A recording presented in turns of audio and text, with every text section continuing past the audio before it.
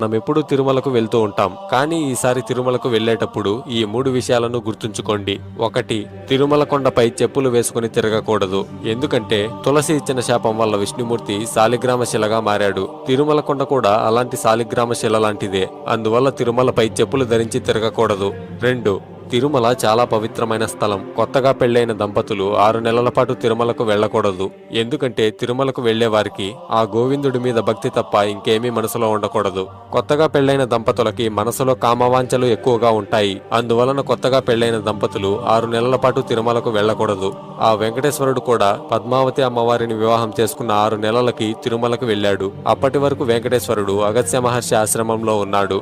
3. ప్రతి రాత్రి బ్రహ్మతో పాటు మిగతా దేవతలందరూ స్వయంగా స్వామివారిని అభిషేకిస్తారు. అందుకోసం ఆలయాన్ని మూసే ముందు గర్భగుడిలో కొన్ని పుష్పాలని అలాగే కొంత నీటిని ఉంచుతారు. తరువాత మరుసటి రోజు ఆ నీటిలో మరికొంత నీటిని కలిపి